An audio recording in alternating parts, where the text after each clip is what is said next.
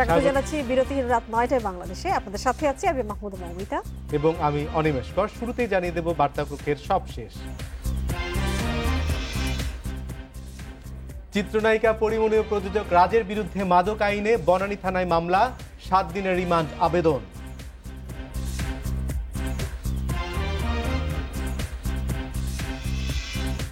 করোনায় দেশে একদিনে ২৬৪ জনের মৃত্যুর রেকর্ড, নতুন রোগে ১২,৭৪৪, শনাক্তের হার ২৭.১২।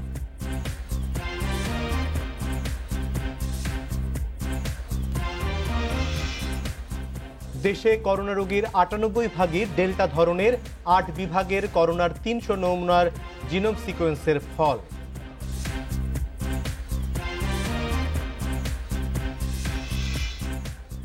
সেপ্টেম্বরের শুরুতেই আসছে ফাইজারের ৬০ লাখ ডোজ করোনার টিকা, চলতি মাসে সিনোফার্ম এবং অক্সফোর্ডের ৪৪ লাখ।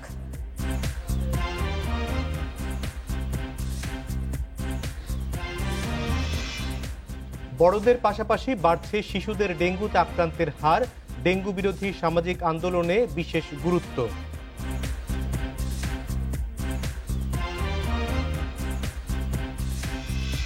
শুনছিলেন শিরোনামে, এবার জানিয়ে দেব বিস্তারিত। চিত্রনায়িকা পরিমণি ও তার বন্ধু প্রযোজক রাজ ও তার সহযোগীকে মাদক মামলায় গ্রেপ্তার দেখিয়ে আদালতে নেওয়া হয়েছে। বনানী থানায় পৃথক ২ মামলায় তাদের প্রত্যেকের ৭ দিনের রিমান্ড আবেদন করেছে পুলিশ। রাত ৮টার দিকে পরিমণিকে একটি অ্যাম্বুলেন্সে করে আদালতে হাজির করে বনানী থানা পুলিশ। এর আগে গতকাল বাসা থেকে আটকের পর র্যাব সদর দপ্তরে নিয়ে যাওয়া হয় পরিমণিকে। আরেকটি অভিযানে আটক করা হয় তার বন্ধু রাজ ও এক সহযোগীকে, তাদেরকেও নিয়ে যাওয়া হয় র্যাব সদর দপ্তরে। আজ বিকেল ৫টার দিকে পরিমণি সহ ৩ জনকে বনানী থানায় নিয়ে যায় র্যাব। পরে র্যাবের দেয়া এজাহারের ভিত্তিতে মাদক আইনে পরিমণির বিরুদ্ধে একটি এবং তার বন্ধু রাজ ও সহযোগী সবুজ আলীর বিরুদ্ধে একটি মামলা করে পুলিশ।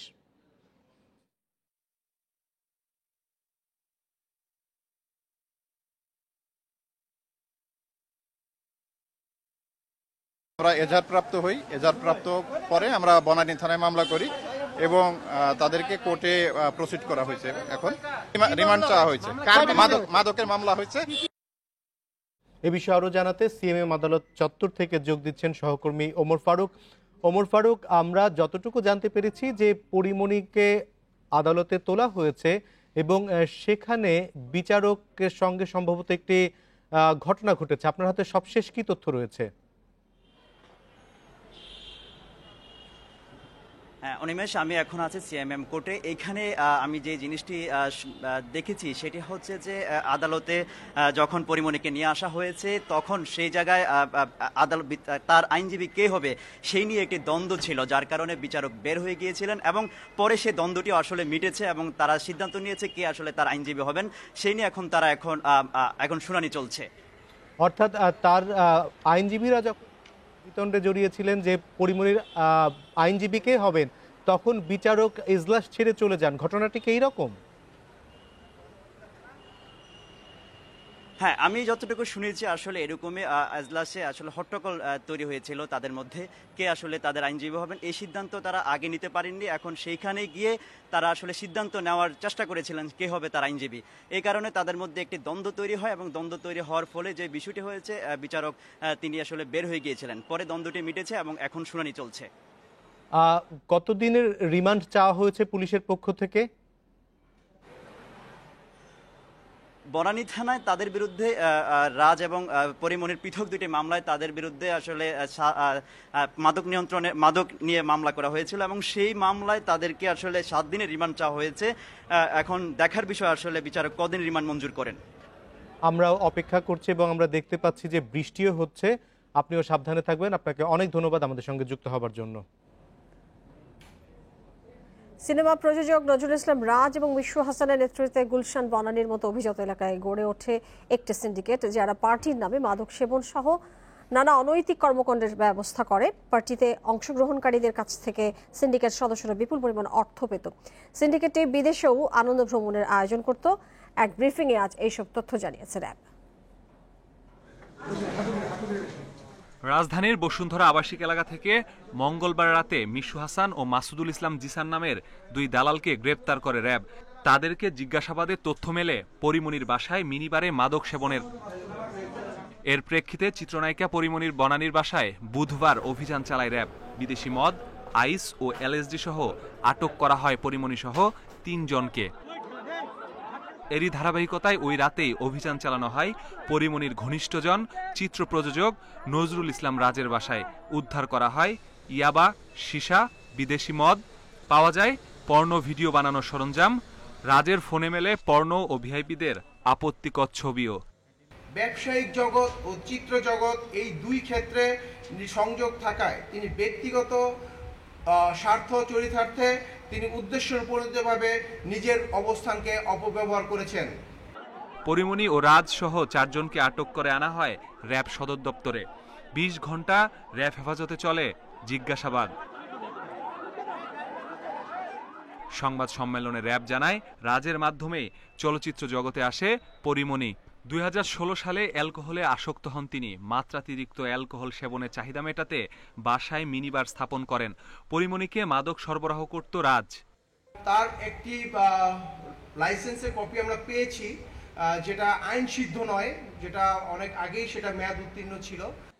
রাজ মিশুর সংঘবদ্ধ সিন্ডিকেট প্রোডাকশন হাউজের আড়ালে গ্রাম থেকে সুন্দরী তরুণীদের এনে তাদের গ্রুমিং করে মডেল হিসেবে গড়ে তুলত। এরপর তাদের দিয়ে চলত অনৈতিক কাজ। রাজের হাতেই এভাবে মডেল হয়েছেন 2 শতাধিক তরুণী।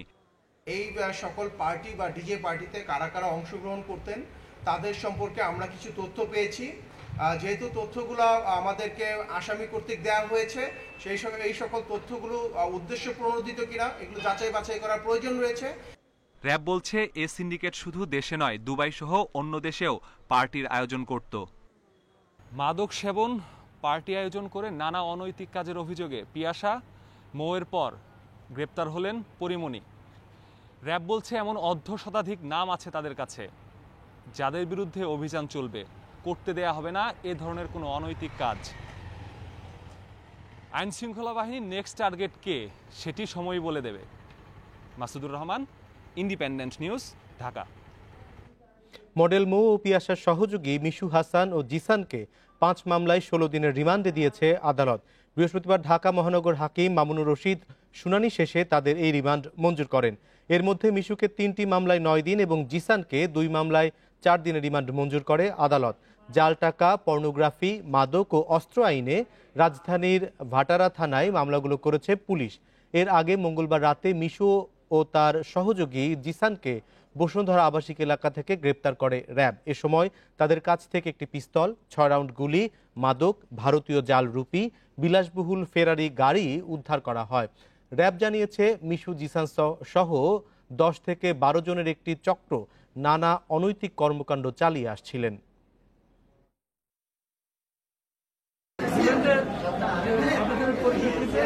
এখানে পুলিশের 10 জন রিমান্ড চেয়েছিল।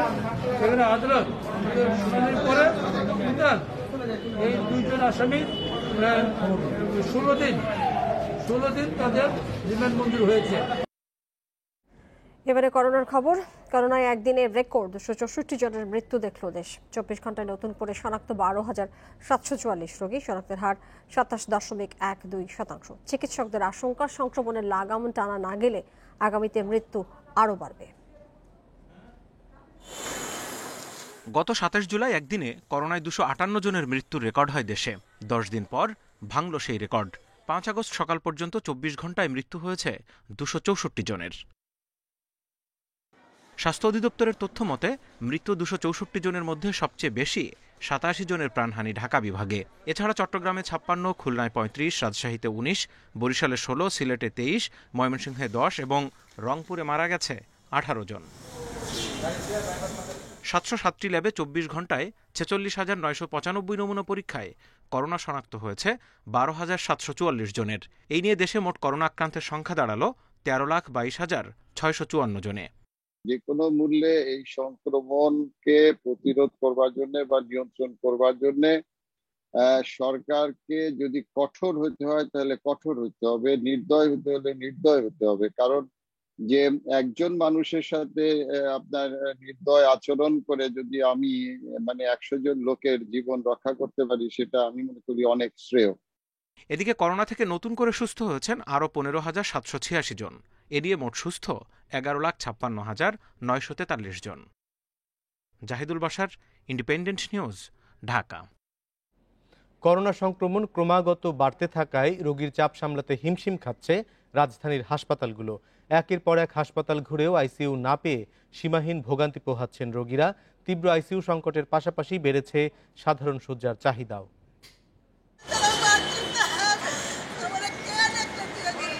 করোনায় স্বামী ওয়াসিম আহমেদ মিন্টুকে হারানোর কষ্টে পাগল প্রায় এই নারী। তার এই বিলাপই বলে দিচ্ছে দেশ জুড়ে করোনা পরিস্থিতি কতটা ভয়াবহ। ডাক্তার বলতেছে যে ওনার অবনতি হইতেছে, তো ওনাকে আইসিইউতে নিতে হবে। তো সাথে সাথে ওনারা 2 দিন পরেই আইসিইউতে নিয়ে গেছে। আজকে তিন দিন অতিবাহিত হওয়ার পর আজকে সকালে এসে মারা গেছে। শ্বাসকষ্ট সহ নানা উপসর্গে ভোগা নুরুল হক 10 দিন ছিলেন একটি বেসরকারি হাসপাতালের আইসিইউতে। খরচ পোষাতে না পেরে স্বজনরা তাকে নিয়ে এসেছেন ঢাকা মেডিকেল কলেজ হাসপাতালে। ওইখানে আমাদের প্রায় 4 লক্ষ টাকার মতো খরচ হয়েছে, কিন্তু এখন আর আমরা পাচ্ছি না, সে কারণে আমরা এখানে নিয়ে আসছি। করোনা ডেডিকেটেড হাসপাতালগুলোতে আইসিইউ সংকট থাকায় রোগীদের ভোগান্তি বেড়েছে বহুগুণ। ডিএনসিজি হসপিটাল ওখানে গেলাম, অনেক রিকোয়েস্ট করলাম, নর্মাল একটা সিট পেলাম না, আইসিইউ তো দূরের কথা। পরবর্তীতে আমার পরিচিত একজন ছিল, ওর মাধ্যমে আমি এই যে কুর্মিটোনা জেরানা হাসপাতালে এখানে আমি ভর্তি করাই। তো গ্রামের মানুষ আমরা ভাবতাম যে করোনা গ্রামে হয় না, গ্রামে কি পরিমাণ করোনা হয়। আজকে অলরেডি শ্রীনগর 16 থেকে 30 জন চলে আসছে। করোনা সংক্রমণের ঊর্ধ্বগতির কারণে রাজধানীর ঢাকা মেডিকেল, কুর্মিটোলা, মুগদা সহ বড় হাসপাতালগুলো ভুগছে শয্যা সংকটে। অধিকাংশ হাসপাতালেই ভর্তি আছেন ধারণ ক্ষমতার অতিরিক্ত রোগী। আধা ঘন্টা 1 ঘন্টা বসে থেকে যে কখন একটা বেড খালি হবে, কখন ডিসচার্জ হবে বা অন্য কেউ চলে যাবে, তখন সেই বিছানাটা সে যাবে। তো এটা হচ্ছে বাস্তবতা। সরকার অনেকগুলো আরও বেড বা ফিল্ড এগুলো চেষ্টা করছে, কিন্তু এইগুলো করে কি আসলে হবে? মানে আমরা কত দূর পারবো, এটা হচ্ছে কোশ্চেন। যদি কিনা মানুষ সেই সংক্রমণের হার যদি আমরা কন্ট্রোলে না আনতে পারি, তাহলে তো এটা করেও আসলে সমাধান হবে না। সংকট নিরসনে দ্রুত ফিল্ড হাসপাতাল নির্মাণ কার্যক্রম বাস্তবায়নের আহ্বান জানিয়েছেন জনস্বাস্থ্য বিশেষজ্ঞরা। Biprojit Chanda, independent news, Dhaka. বাংলাদেশের করোনা রোগীর 98%ই ডেল্টা ভ্যারিয়েন্টে আক্রান্ত বলে জানিয়েছেন বঙ্গবন্ধু মেডিকেলের উপাচার্য শরফুদ্দিন আহমেদ। সকালে বিশ্ববিদ্যালয়টির করোনা ভাইরাসের জেনোম সিকোয়েন্সের উপর গবেষণার ফলাফল প্রকাশের সময় তিনি এই তথ্য দিয়েছেন। গবেষণা বলছে দেশে বর্তমানে 30 থেকে 39 বছর বয়সী মানুষের মধ্যেই আক্রান্তের হার বেশি। ভাইরাস প্রতিনিয়ত তার রূপ বদলায়, তবে কোভিডের বদলে যাওয়ার গতি ও ধরনটা তুলনামূলক দ্রুত। তাই শুরু থেকেই এ নিয়ে আতঙ্কে পৃথিবীর চিকিৎসা বিজ্ঞানীরা। এরপরও করোনার সঙ্গে পাল্লা দিয়ে ধরন শনাক্তে দিনরাত কাজ করে যাচ্ছেন বিজ্ঞানীরা। বসে নেই বাংলাদেশও। এর আগে ছোট পরিসরে 2-1টি গবেষণা হলেও এবার পুরো বাংলাদেশ থেকে ভেরিয়েন্ট সংগ্রহ করে গবেষণা করেছে বঙ্গবন্ধু মেডিকেল। এতে জানা যায় করোনা রোগীদের 98%ই ডেল্টা ভেরিয়েন্টে আক্রান্ত। আমাদের গত 1 মাসের 300 স্যাম্পল এর জেনোম সিকোয়েন্সিং এ দেখা যায় মোট সংক্রমণের প্রায় 98% আমরা পেয়েছি ইন্ডিয়ান বা ডেল্টা ভেরিয়েন্ট। এর মধ্যে 1% আছে সাউথ আফ্রিকান ভেরিয়েন্ট, এবং আমাদের গবেষণায় প্রথম 15 দিনে এই সংখ্যা ছিল 30%। এছাড়াও গবেষণায় উঠে এসেছে 30 থেকে 39 বয়সী মানুষের মধ্যে আক্রান্তের হার বেশি, আর ক্যান্সার, শ্বাসতন্ত্র জটিলতা ও ডায়াবেটিস রোগীদের মধ্যে মৃত্যুহার বেশি দেখা যাচ্ছে। আমরা এরকম দেখেছি যে ক্যান্সারে আক্রান্ত যাদের কোমরবিডিটি, তাদের মৃত্যুটা বেশি হয়েছে। আমাদের রেসপিরেটরি ট্র্যাক্ট প্রায়জনই আমাদেরকে এটা বলে যাচ্ছেন। এই ডেটাগুলো আমরা আরো পাবলিকেশনের সময় রিপোর্ট আকারে সাজাবো। এ গবেষণা ভবিষ্যতে করোনা প্রতিরোধের কৌশল নির্ধারণে বড় ভূমিকা রাখবে বলেও আশা প্রকাশ করা হয়। Suman Tanvir, Independent news, Dhaka. কোভ্যাক্সের আওতায় আগামী মাসের প্রথম সপ্তাহেই দেশে আসছে ফাইজারের 60 লাখ ডোজ করোনার টিকা। এছাড়া চলতি মাসে আসছে চীনের সিনোফার্মের 34 লাখ ও অক্সফোর্ডের 10 লাখ ডোজ। চীন থেকে মোট 7.5 কোটি টিকা কিনছে বাংলাদেশ। রাষ্ট্রীয় অতিথি ভবন পদ্মায় বৃহস্পতিবার কথা জানান পররাষ্ট্রমন্ত্রী একে আব্দুল মোমেন।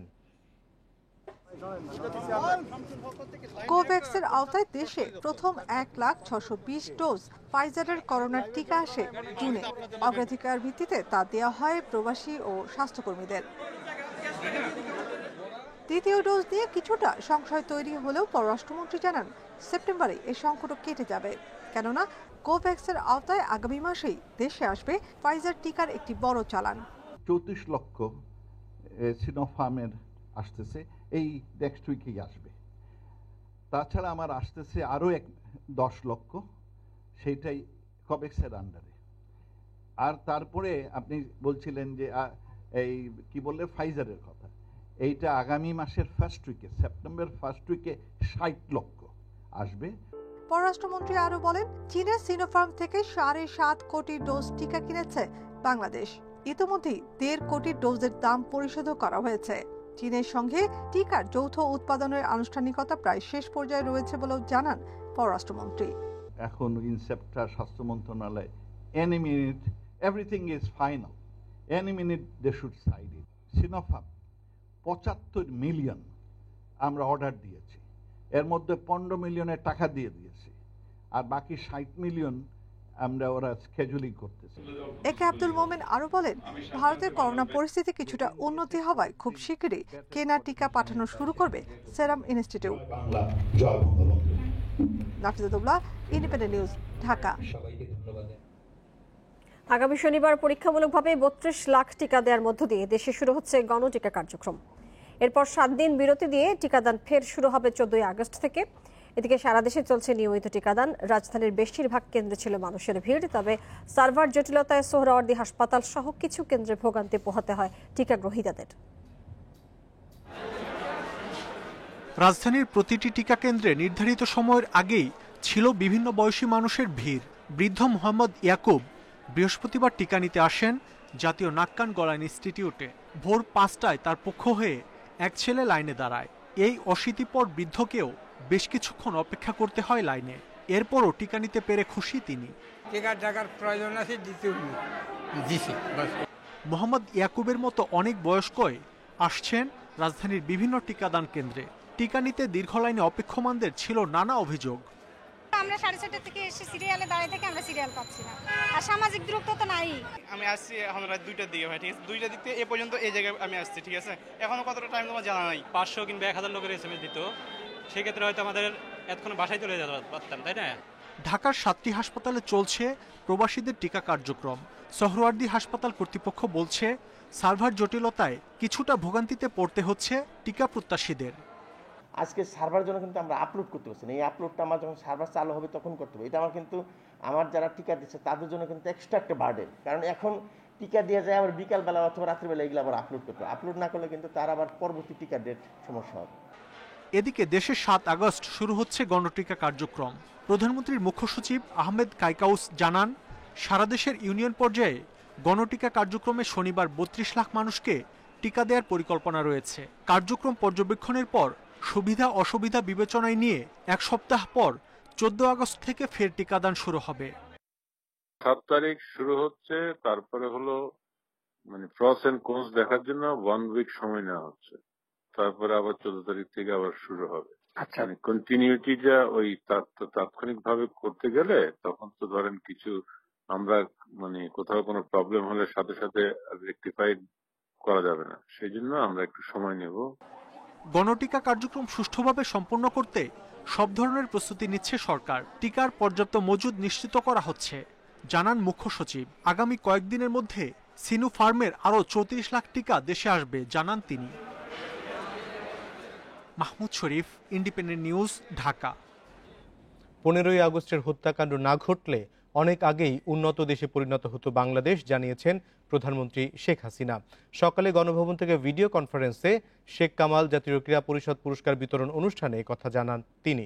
প্রধানমন্ত্রী বলেন, এই পুরস্কারের মাধ্যমে দেশের ক্রীড়াঙ্গনে মানুষের সম্পৃক্ততা বাড়বে বিশ্বব্যাপী দেশের মর্যাদা।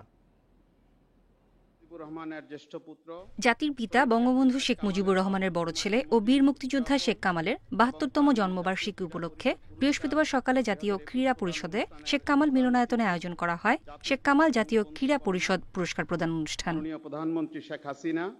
গণভবন থেকে ভার্চুয়ালি এতে যোগ দেন প্রধানমন্ত্রী শেখ হাসিনা। এ সময় তিনি বলেন, শেখ কামালের ছিল বিশেষ সাংগঠনিক গুণ। তিনি ছিলেন দেশে আধুনিক ফুটবলের প্রবর্তক। এই প্রতিষ্ঠানটা করবার একটা উদ্দেশ্য ছিল যে ধানমন্ডি এলাকায় যখন আমরা যাই তখন ওই এলাকায় ঠিক খেলাধুলা বা শিশুদের জন্য তেমন কোনো সুযোগ ছিল না, তাই ওই অঞ্চলের শিশু এবং তরুণদের জন্য একটা খেলাধুলার পরিবেশ তৈরি করা। প্রধানমন্ত্রী বলেন, শুধু ক্রীড়া নয়, মুক্তিযুদ্ধ ছিল শেখ কামালের বিশেষ অবদান। যুবকদের সংগঠিত করার পাশাপাশি দিয়েছিলেন গোপন ট্রেনিং। দেশ স্বাধীনের পর যুদ্ধ বিধ্বস্ত দেশ গড়ে তোলায় আন্তরিকতার সাথেও কাজ শুরু করেছিলেন। মুক্তিযুদ্ধে দেরাদুনে ট্রেনিং নেয়, ট্রেনিং নিয়ে সে রণাঙ্গনে যায়। পরে প্রধানমন্ত্রী 15 আগস্টের বিশ্বাসঘাতকতা নিয়েও আক্ষেপ করেন। 15 আগস্ট যদি আজকে বাঙালির জীবনে না ঘটতো, তো এই বাঙালি অনেক আগে সেটা মর্যাদা নিয়ে চলত। এবং এই হত্যার পর বাংলাদেশকে ইসলামিক রিপাবলিক অব বাংলাদেশ হিসেবে ঘোষণা দিয়েছিল, যদিও সেটা টেকে নাই। কাজে চক্রান্তটা কোথায় কিভাবে ছিল সেটা নিশ্চয়ই দেশের মানুষ এখন এতদিন উপলব্ধি করতে পারে। আর কত বড় বিশ্বাসঘাতকতা সেটাও আপনারা নিশ্চয়ই উপলব্ধি করতে পারেন। এর আগে গণভবনে বীর মুক্তিযোদ্ধা শেখ কামালের জন্মবার্ষিকী উপলক্ষে ডাক ও টেলিযোগাযোগ বিভাগের প্রকাশিত স্মারক ডাক টিকিট, উদ্বোধনী খাম ও বিশেষ সিলমোহর অবমুক্ত করেন প্রধানমন্ত্রী। নুরে জান্নাত, ইন্ডিপেন্ডেন্ট নিউজ। নানান কর্মসূচি এবং আয়োজনে শেখ কামালের ৭২তম জন্মদিন উদযাপন করেছে আওয়ামী লীগ। কর্মসূচিতে দলের সাধারণ সম্পাদক ওবায়দুল কাদের বলেন, 15ই আগস্টের হত্যার বিচার করে শেখ হাসিনা জাতিকে কলঙ্কমুক্ত করেছেন। আলাদা অনুষ্ঠানে দলের সভাপতি মণ্ডলীর সদস্য ডক্টর আব্দুর রাজ্জাক বলেছেন, বেঁচে থাকলে আজ দেশকে নেতৃত্ব দিতেন বঙ্গবন্ধুর জ্যেষ্ঠ পুত্র। শেখ কামালের ৭২তম জন্মদিন উপলক্ষে বৃহস্পতিবার সকাল 8:30টায় তাঁর প্রতিষ্ঠিত আবাহনী ক্লাবে জড়ো হন আওয়ামী লীগ ও সহযোগী সংগঠনের নেতাকর্মীরা। আওয়ামী লীগের পক্ষ থেকে সাধারণ সম্পাদক ওবায়দুল কাদেরের নেতৃত্বে শ্রদ্ধা নিবেদনের পর ঢল নামে ক্লাব প্রাঙ্গণে। ফুলে ফুলে ছেয়ে যায় শেখ কামালের প্রতিকৃতি। পরে নেতারা যান বনানী কবরস্থানে, যেখানে পরিবারের অন্য সদস্যদের সাথে চিরনিদ্রায় শায়িত আছেন শেখ কামাল। শ্রদ্ধা নিবেদনের এ পর্যায়ে নেতাকর্মীদের ছিটিয়ে দেয়া ফুলে ফুলে ছেয়ে যায় বঙ্গবন্ধু পরিবারের সদস্যদের সারিবদ্ধ কবরগুলো। শেখ কামালকে স্মরণ করতে গিয়ে ওবায়দুল কাদের আলোর পথে যাত্রার প্রত্যয় জানান। বঙ্গবন্ধু হত্যার বিচার সম্পন্ন করে বঙ্গবন্ধু কন্যা শেখ হাসিনা যে আলোর পথে যাত্রা শুরু করেছেন, আজকের দিনে আমাদের অঙ্গীকার সেই আলোর পথের অভিযাত্রী আমরা বঙ্গবন্ধু স্বপ্নের সোনার বাংলা বিনির্মাণ করব।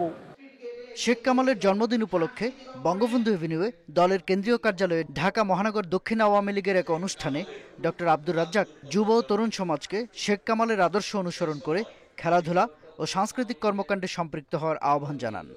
যে দীপ্তি আমরা শেখ কামালের মধ্যে দেখেছি, তার যে সৃজনশীলতা, তার যে প্রাণফূর্তি, প্রাণশক্তি, তার যে উদ্ভাবনী এবং উদ্যম আমরা দেখেছি, সেটি আমার মনে হয় দিক নির্দেশনায় আমাদেরকে দেয় যে তিনি হয়তো বেঁচে থাকলে আজকে বাংলাদেশে একটা নেতৃত্বে থাকতেন। এদিকে শেখ কামালের জন্মদিন উপলক্ষে জাতির পিতা বঙ্গবন্ধু শেখ মুজিবুর রহমানের জন্মবার্ষিকী উদযাপন জাতীয় কমিটি 2টি ই-পোস্টার প্রকাশ করেছে।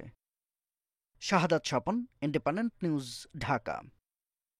বড়দের পাশাপাশি শিশুদেরও ডেঙ্গুতে আক্রান্তের হার বাড়ছে। এমন পরিস্থিতি থেকে উত্তরণে সিটি কর্পোরেশনের পাশাপাশি সামাজিক আন্দোলনের বিকল্প নেই বলে মনে করেন উত্তর ঢাকার মেয়র আতিকুল ইসলাম। রাজধানীর আশকোনায় আজ ডেঙ্গু বিরোধী প্রচারাভিযানে গিয়ে কথা বলেন তিনি। এদিকে এডিস নিয়ন্ত্রণে 11 লাখ টাকা জরিমানা করেছে 2 সিটির ভ্রাম্যমাণ আদালত। এই আর্তনাদ সন্তান হারানোর। ডেঙ্গুতে আক্রান্ত হয়ে বুধবার রাতে মারা যায় 10 বছরের শিশু শাবাব সারোয়ার। চলতি মাসের মাত্র 5 দিনে ডেঙ্গু রোগীর সংখ্যা ছাড়িয়েছে 1000। এর মধ্যে শিশু আক্রান্তের হার বেশি। এমন পরিস্থিতি থেকে উত্তরণের জন্য উত্তর ঢাকার মেয়র আহ্বান জানালেন সবাইকে সচেতন হবার। আপনারা যদি ইনফর্ম করেন আমি ফাইন করব না। আপনারা যদি ফাইন করেন যে আমার বাসায় ডেঙ্গি আছে, আমি নিশ্চিত করতে পারি আমার একজন কেউ ফাইন করবে না। উল্টা আমরা ওই বাসায় গিয়ে ওই বাসার পেরিফেরিতে গিয়ে ওই বাসা পরিষ্কার করব। রাজধানীর আশকোনায় হাজি ক্যাম্প এলাকায় এডিসের আবাসস্থল ধ্বংস ও নাগরিকদের সচেতন করতে প্রচার অভিযান চালাতে কাউন্সিলরদের নির্দেশ দেন মেয়র। নাগরিকদের সচেতন করার পাশাপাশি বাসাবাড়ির ভেতরে গিয়ে পরিস্থিতি পর্যবেক্ষণ করছেন কাউন্সিলররা। সেপ্টেম্বরের মধ্যে ডেঙ্গু পরিস্থিতি নিয়ন্ত্রণে আনার প্রত্যাশা তাদের। তবে এত প্রচার চালানোর পরও বারবার একই জায়গায় লার্ভা মেলায় বাড়ছে উদ্বেগ। সবচেয়ে বেশি পাওয়া যাচ্ছে নির্মাণাধীন ভবনে। এখন বৃষ্টির সিজন, বৃষ্টি হচ্ছে, ক্ষণে ক্ষণে বৃষ্টি হচ্ছে। এই বৃষ্টির মধ্যেও আমরা আমাদের কাজ অব্যাহত রেখেছি এবং আমি আশাবাদী যে আমরা সেপ্টেম্বরের ফার্স্ট উইকের দিকে আমরা এটাকে কন্ট্রোলে নিয়ে আসতে পারবো। অনেকে ইচ্ছা করেই সচেতন হচ্ছে না, যখন আমরা জরিমানা করছি তখন তারা টাকা দিচ্ছে, এই হলো অবস্থা। তো আমাদের জরিমানা করাটা মুখ্য নয়, আমাদের উদ্দেশ্য হলো জনগণকে সচেতন করে, জনগণ যদি সচেতন না হয় তাহলে কিন্তু ডেঙ্গু নির্মূল সম্ভব নয়। স্বাস্থ্য অধিদপ্তরের তথ্য অনুযায়ী বর্তমানে রাজধানীর সরকারি ও বেসরকারি 41টি হাসপাতালে 1000-এর বেশি ডেঙ্গু রোগী ভর্তি আছেন। বন ইবনে কামাল, ইন্ডিপেন্ডেন্ট নিউজ, ঢাকা। সংবাদের এই পর্যায়ে থাকছে খেলার খবর। খেলার খবর শুরুতেই শিরোনাম। কাল টাইগারদের সিরিজ জয়ের মিশন, ইতিবাচক ক্রিকেটের প্রত্যাশা, অস্ট্রেলিয়ার ভাবনায় মুস্তাফিজ।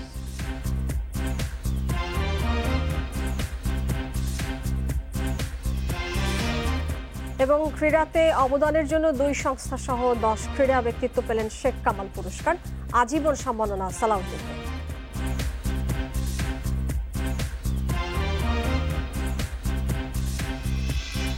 কাল টাইগারদের টি-20 সিরিজ জয়ের মিশন, অস্ট্রেলিয়ার বিপক্ষে টানা তৃতীয় সাফল্য পেলেই ইতিহাস করবে মাহমুদুল্লাহর দল। অজিদের বিপক্ষে প্রথম দ্বিপাক্ষিক সিরিজ জয়ে আত্মবিশ্বাসী স্বাগতিকরা। বিপরীতে সিরিজ বাঁচাতে মরিয়া সফরকারীরা, পরিকল্পনার কেন্দ্রে দুর্বোধ্য কাটার মাস্টার মুস্তাফিজুর রহমান। মিরপুরে ম্যাচ শুরু হবে সন্ধ্যা 6টায়। এমন পরিস্থিতি খুব বেশি দেখা হয় না অজিদের। টানা 2 হারে এলোমেলো সবকিছু। ম্যাচ বিরতির দিনও ফুরসত নেই, বাঁচা মরার লড়াইয়ে বাড়তি মনোযোগ ব্যাটিং সেশনে।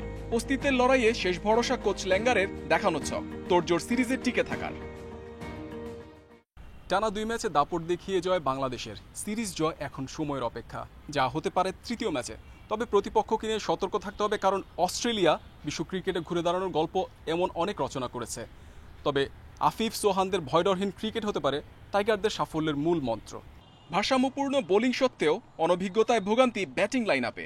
মিরপুরের স্লো অ্যান্ড লো উইকেটের রহস্যটাই ধরতে পারছেন না ফিলিপে ওয়েডরা।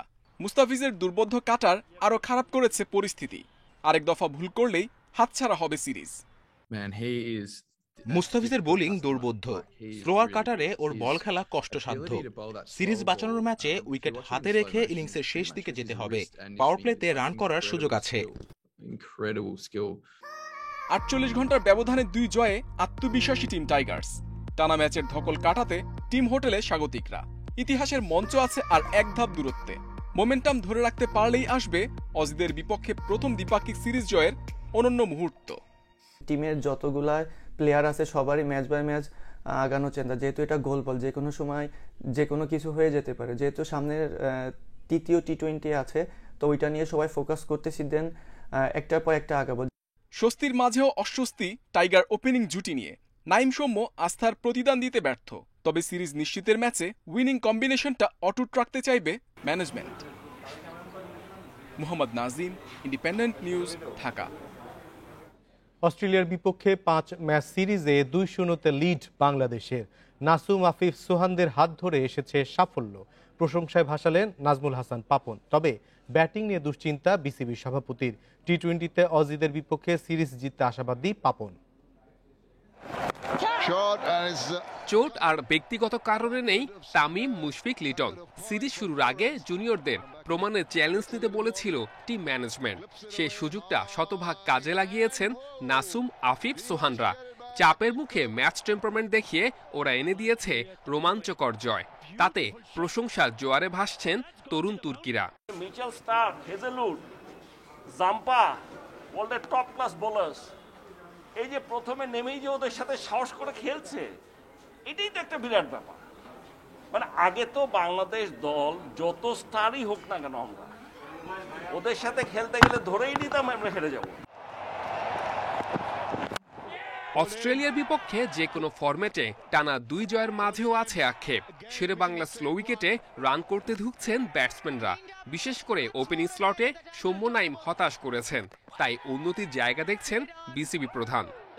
তাদের সমস্তটা দিয়ে ফিল্ডিং করছে এবং বাংলাদেশ দলের পারফরমেন্সে যদি আমাকে কেউ বলে, সবচেয়ে বড় কৃতিত্ব দেব আমি এই সিরিজটাতে বোলিং এবং ফিল্ডিং। ব্যাটিং কিন্তু ভালো হয় নাই। 5 ম্যাচ সিরিজে 2-0 লিড। অজিদের বিপক্ষে এবার সিরিজ জয়ের আশা করা বাড়াবাড়ি নয়। নিজেদের কাজ ঠিকঠাক করতে পারলে ম্যাথু ওয়েডের দলকে চাপে ফেলা অসম্ভব হবে না। তাতে 2 ম্যাচ আগেই মিলবে সিরিজ জয়ের স্বাদ। একবারও যদি আমাদের মনে হয় যে আমরা দুটো জিতছি, যে বাকিগুলোর একটা না একটা তো জিতবই, এই ধরনের চিন্তা নিয়ে অস্ট্রেলিয়ার মতো দলের সাথে জিতা যাবে না। সো আমাদেরকে অত্যন্ত সিরিয়াস থাকতে হবে। অস্ট্রেলিয়া চ্যালেঞ্জ শেষে টাইগারদের পরের অ্যাসাইনমেন্ট নিউজিল্যান্ড সিরিজ। অজিদের বিপক্ষে সিরিজ জিতে ব্ল্যাক ক্যাপদের সতর্ক বার্তা দিয়ে রাখার সুযোগ টিম টাইগার্সের। Saiful Majumdar, Independent News. প্রথমবারের মতো ক্রীড়াক্ষেত্রে অবদানের জন্য স্বীকৃতি স্বরূপ দেওয়া হয়েছে শেখ কামাল জাতীয় ক্রীড়া পরিষদ পুরস্কার। 2 সংস্থা সহ 10 ক্রীড়া ব্যক্তিত্বের হাতে পুরস্কার তুলে দেন যুব এবং ক্রীড়া মন্ত্রণালয়ের সিনিয়র সচিব আক্তার হোসেন। সেরা সংস্থা বাংলাদেশ ক্রিকেট বোর্ড, আজীবন সম্মাননা কিংবদন্তি ফুটবলার কাজী সালাউদ্দিনের। দেশের কৃতি ক্রীড়াবিদদের উৎসাহ দিতে প্রথমবারের মতো দেয়া হলো শেখ কামাল জাতীয় ক্রীড়া পরিষদ পুরস্কার। মনোনীত তালিকা চূড়ান্ত হয়েছিল আগেই। প্রধানমন্ত্রী শেখ হাসিনার অনুমতিক্রমে শুরু হয় আনুষ্ঠানিকতা। দেশের শ্রেষ্ঠ ক্রীড়াবিদদের শহীদ ক্যাপ্টেন শেখ কামালের জন্মবার্ষিকীতে তুলে দেওয়া হয় সম্মাননা স্মারক। শুরুতে দেশসেরা আর্চার রোমান সানা, সাঁতারু মাহফুজা খাতুন শিলা ও ভারোত্তোলক মাবি আক্তার সীমান্তের হাতে তুলে দেওয়া হয় সেরা ক্রীড়াবিদের পুরস্কার। 3 জনই স্বর্ণ জিতেছেন এসএ গেমসে। একটা অনুপ্রেরণামূলক হিসাবে কাজ করবে, যেন সকলে দোয়া করবেন যেন সামনের দিনগুলো আমার জন্য সহজ হয় এবং আমি আরো ভালো কিছু করতে পারি। সবথেকে সেরা পুরস্কার ছিল, কারণ যে ব্যক্তির হাত ধরে আধুনিক ক্রীড়াঙ্গন গড়ে উঠেছে তার নামে হচ্ছে পুরস্কার পাইছি এবং মনোনীত করছে দেখে আমি আসলে ধন্যবাদ জ্ঞাপন করতেছি। প্রথমে শীর্ষতা সবসময় প্রথমেই থাকে, তো সবসময় বলতে পারবো যে না, প্রথম যখন স্টার্ট করেছে তখনই আমি পেয়েছি। এটার মূল্যায়নটা অনেক অনেক বেশি। উদীয়মান ক্রীড়াবিদ হিসেবে পুরস্কার গ্রহণ করেন অনূর্ধ্ব 19 বিশ্বকাপ জয়ী অধিনায়ক আকবর আলী, খুদে ফিদে মাস্টার ফাহাদ রহমান ও উঠতি নারী ফুটবলার উন্নতি খাতুন। সেরা ক্রীড়া সংস্থার ট্রফি পেয়েছে বাংলাদেশ ক্রিকেট বোর্ড। সভাপতি নাজমুল হাসান পাপনের হাতে সম্মাননা তুলে দেয় জাতীয় ক্রীড়া পরিষদ। আর আজীবন সম্মাননা পদক পেয়েছেন কিংবদন্তি ফুটবলার ও বাফুফের সভাপতি কাজী সালাউদ্দিন। কাছে খুব ভালো লেগেছে যে আমি lifetime achievement Sheikh Kamal অ্যাওয়ার্ডটাই পেয়েছি এবং আমি এটাকে I will treasure this. This is one award I will really treasure. শহীদ শেখ কামাল জাতীয় পুরস্কার পাওয়া, আমি মনে করি এটাই আমাদের সবচেয়ে বড় পাওয়া এবং সময়টাও আমার কাছে বেশি ভালো লাগছে। এদিকে শহীদ ক্যাপ্টেন শেখ কামালের 72তম জন্মবার্ষিকী উদযাপন উপলক্ষে যুব উন্নয়ন অধিদপ্তরের আয়োজনে দেশজুড়ে 1 লাখ গাছের চারা রোপণ করা হয়েছে। Kamrul Hasnat, independent news, Dhaka. এই ছিল খেলার খবরে। এবার অন্যান্য প্রসঙ্গ।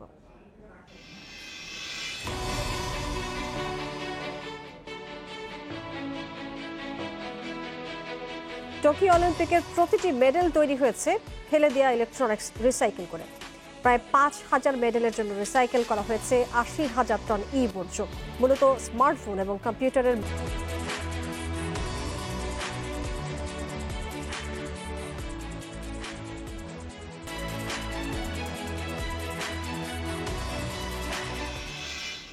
আর এই নিয়ে প্রতিবেদন থাকছে সংবাদের শেষ অংশে। যাচ্ছে পরের খবরে। রাজধানীর অনেক অফিস খোলা, এদিকে চলছে না গণপরিবহন, তাই অফিসগামী মানুষদের ভোগান্তি দিয়েই শুরু হয় কঠোর লকডাউনের 14তম দিন। রাজধানীতে ব্যক্তিগত যানবাহনের আধিক্যের পাশাপাশি বাড়তি ভাড়া দিয়ে গন্তব্যে যেতে হয়েছে কর্মজীবী মানুষকে। পুলিশ বলছে বেশিরভাগ মানুষই প্রয়োজনে বের হওয়ার তেমন কিছু করায় থাকছে না তাদের। যাত্রাবাড়ি এলাকার লকডাউনের 14তম দিনের শুরুর দৃশ্য এটি। একটি স্টাফ বাসের ইশারা পাওয়া মাত্রই হুমড়ি খেয়ে পড়ছেন কর্মজীবী মানুষ। অনেক স্টাফ বাসেই এভাবে সাধারণ যাত্রী পরিবহন করতে দেখা গেছে।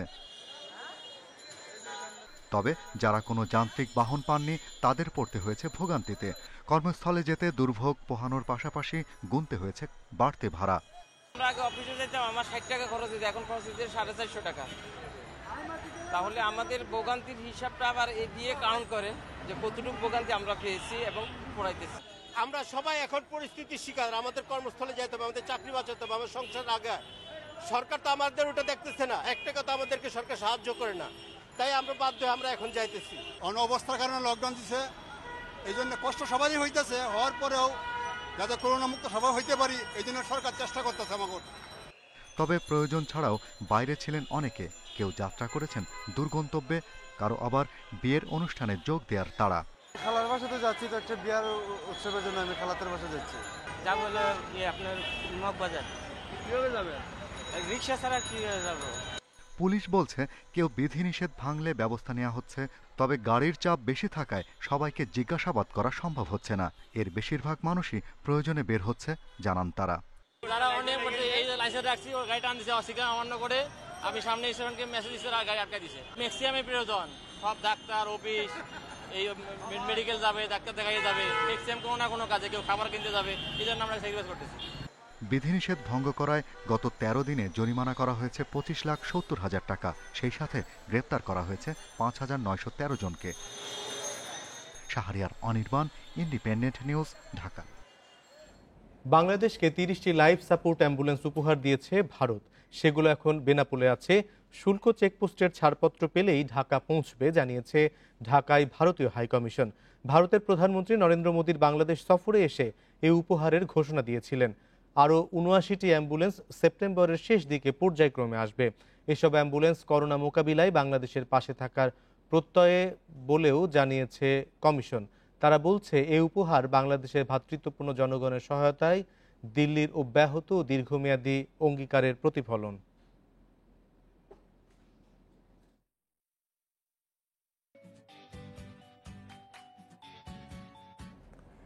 15 আগস্ট নিউ ইয়র্কের ম্যানহাটনের টাইমস স্কোয়ারের প্রধান বিলবোর্ডে প্রদর্শিত হবে জাতির পিতা বঙ্গবন্ধু শেখ মুজিবুর রহমানের ছবি। বৃহস্পতিবার রাষ্ট্রীয় অতিথি ভবন পদ্মায় এক অনুষ্ঠানে এই তথ্য জানানো হয়েছে। এই উপলক্ষে আয়োজকদের $25,000 সহায়তা দিয়েছে এক্সিম ব্যাংক। অনুষ্ঠানে পররাষ্ট্রমন্ত্রী কে আব্দুল মোমেন বলেছেন, 15 আগস্ট জাতীয় শোক দিবসে টাইমস স্কোয়ারে বঙ্গবন্ধুর ছবি প্রদর্শিত হবে। লাখ লাখ মানুষ সেই ছবি দেখবে। সেখানে বঙ্গবন্ধুর জীবনী এবং ভাষণ তুলে ধরা হবে। 15 আগস্ট মধ্যরাত থেকে 720 বার বঙ্গবন্ধুর ছবি প্রদর্শিত হবে। অনুষ্ঠানে এক্সিম ব্যাংকের চেয়ারম্যান নজরুল ইসলাম মজুমদার $25,000 প্রতীকী চেক হস্তান্তর করেন। এ সময় যুক্তরাষ্ট্র থেকে ভার্চুয়ালি বক্তব্য দেন ড্রিম প্রোডাকশনের প্রধান নির্বাহী ফাহিম ফিরোজ। সিলেট 3 আসন উপনির্বাচন অনুষ্ঠানে বাধা নেই। 7 সেপ্টেম্বরের আগে নির্বাচন কমিশন ওই আসনে ভোট গ্রহণের দিন নির্ধারণ করতে পারবে। সকালে বিচারপতি এম ইনায়েতুর রহিমের বেঞ্চ এই আদেশ দেন। সাংবিধানিক বাধ্যবাধকতা অনুযায়ী এ সময়ের মধ্যেই নির্বাচন অনুষ্ঠান করতে হবে।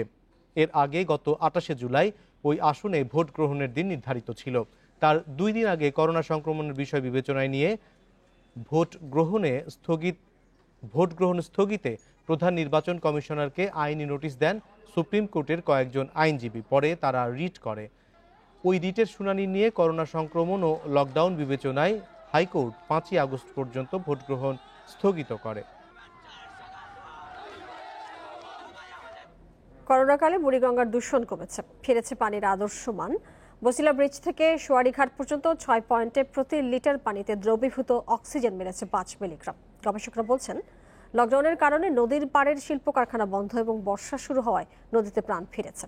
এই অবস্থা ধরে রাখতে শিল্প বর্জ্য ফেলা বন্ধ, পাড় দখলমুক্ত এবং ত্রুটিপূর্ণ নৌযান চলাচল বন্ধের তাগিদও দিয়েছেন তারা। বর্ষা এলেই প্রাণ ফেরে বুড়িগঙ্গায়। 29 কিলোমিটার দৈর্ঘ্য ও 302 মিটার প্রস্থের এই জলাধারে সারা বছর কালো পানি দুর্গন্ধ থাকলেও এ সময় সচল হয় প্রবাহ। স্ট্যামফোর্ড বিশ্ববিদ্যালয়ের পরিবেশ বিজ্ঞান বিভাগের গবেষণা বলছে, নদীর পানির মান নির্ণয়ে প্রধান নির্দেশক দ্রবীভূত অক্সিজেন, যা প্রতি লিটারে 5 মাত্রায় থাকতে হয়।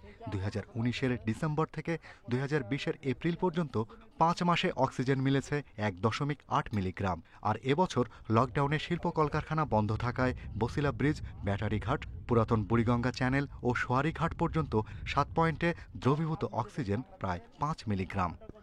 ইন্ডাস্ট্রিয়াল ইফ্লুয়েন্টগুলো বন্ধ করতে পারলে, এই যে যান চলাচল যেগুলো করে নৌযান, সেগুলো থেকে যে দূষণটি হচ্ছে সেটি বন্ধ করতে পারলে এবং সুয়ারেজ লাইনগুলো যদি আমরা বন্ধ করতে পারি, তাহলে কিন্তু সারা বছরই আমরা এই বর্ষা মৌসুমের মতো বিশুদ্ধ পানি নদীগুলোতে নিশ্চিত করতে পারব। তবে পরিবেশবাদীরা বলছেন, নদীর আসল চিত্র মেলে শুকনো মৌসুমে। রাজধানীর 68টি সুয়ারেজ লাইন দিয়ে দিনে প্রায় 500 টন বর্জ্য পড়ে বুড়িগঙ্গায়। সঙ্গে আছে 24 থেকে 30 লাখ লিটার শিল্প বর্জ্য। পাড় ও খাল দখলে পানি নামতে না পারায় বর্ষায় নগর জুড়ে দেখা দেয় জলাবদ্ধতা। এই নগরের যে জল, সেটা নিয়ে এসে আসবে কোথায়? প্রথমে তো আসবে প্লাবন অঞ্চলে নদীর, কিন্তু প্লাবন অঞ্চল তো আমরা দিয়ে দিয়েছি দখলদারদের কাছে। আপনি দেখেন শত শত খাল এবং প্লাবন অঞ্চল ভরাট করে রামচন্দ্রপুর, কাটাসুর মৌজায় শত শত নতুন বিল্ডিং। কাজে আপনি খাল উদ্ধার করলে তো সমাধান হবে না। একে প্লাবন অঞ্চল যদি না রাখেন আপনি, তাহলে সে নদী পাবে না। যদি সে নদীতে না আসতে পারে তাহলে তো পানি নিষ্কাশন হবে না।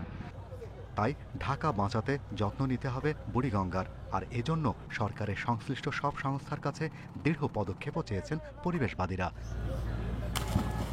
Shahriar Anirban, Independent news, Dhaka. Tokyo অলিম্পিকে কোন দেশ কয়টা মেডেল পাচ্ছে তা নিয়ে চলছে বিস্তর লেখালেখি, কিন্তু অনেকেই জানেন না এই মেডেল তৈরির নেপথ্যের কাহিনী।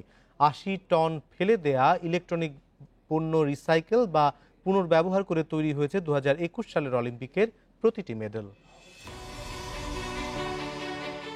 চলছে ২০২১ টোকিও অলিম্পিক। প্রতিদিন বিজয়ীদের গলায় উঠছে গোল্ড, সিলভার ও ব্রোঞ্জ মেডেল। কিন্তু কি আছে সেই মেডেলে?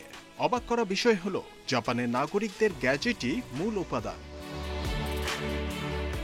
মূলত চলতি বছর অলিম্পিকের সব মেডেল তৈরি হয়েছে পুনর্ব্যবহৃত দ্রব্য দিয়ে। এর ফলে জাপানের সাধারণ মানুষ একটি অনন্য উপায়ে এই গেমসের সঙ্গে যুক্ত থাকার সুযোগ পেয়েছেন। অলিম্পিকের মেডেল তৈরির জন্য ২০১৭ সালে দেশের সাধারণ মানুষকে পুরনো ইলেকট্রনিক্স দান করার আহ্বান জানানো হয়েছিল। প্রায় ২ বছর ধরে চলে টোকিও অলিম্পিক্সের জন্য প্রায় ৫,০০০ সোনা, রূপা ও ব্রোঞ্জ মেডেল তৈরির কাঁচামাল সংগ্রহের কাজ। দেশের আনাচে কানাচে থেকে পুরনো ইলেকট্রনিক্স গ্যাজেট সংগ্রহ করার জন্য বসানো হয় নির্দিষ্ট সংগ্রহ কেন্দ্র। ৮০ টন সংগৃহীত ইলেকট্রনিক ডিভাইস থেকে পাওয়া যায় ৭০ পাউন্ড সোনা, ৭,৭০০ পাউন্ড রূপা এবং ৪,৮৫০ পাউন্ড ব্রোঞ্জ, যা পরবর্তীতে কয়েক ধাপে অপসারণ, নিষ্কাশন এবং পরিশোধনের পর ছাঁচে ঢেলে তৈরি হয়েছে টোকিও অলিম্পিকের প্রত্যেকটি পদক। প্রায় ৪০০ ডিজাইনকে ছাপিয়ে জুনিচি কাওয়ানিশির দেয়া কনসেপ্টে তৈরি হয়েছে ২০২১ টোকিও অলিম্পিক মেডেল। জাপান অলিম্পিক্সের সব মেডেল পুনর্ব্যবহৃত দ্রব্যের মাধ্যমে তৈরি হলেও এই কাজ প্রথম নয়। এর আগে রিও অলিম্পিক্সের ৩০% সোনা ও রূপার মেডেল পুনর্ব্যবহৃত দ্রব্য থেকে তৈরি করা হয়েছিল। জহিরুল ইসলাম, ইন্ডিপেন্ডেন্ট নিউজ। এই ছিল বিরতিহীন রাত ৯টায় বাংলাদেশে। বিস্তারিত জানতে চোখ রাখুন ফেসবুক, ইউটিউব এবং টুইটারে। সাথে থাকার জন্য ধন্যবাদ জানাচ্ছি।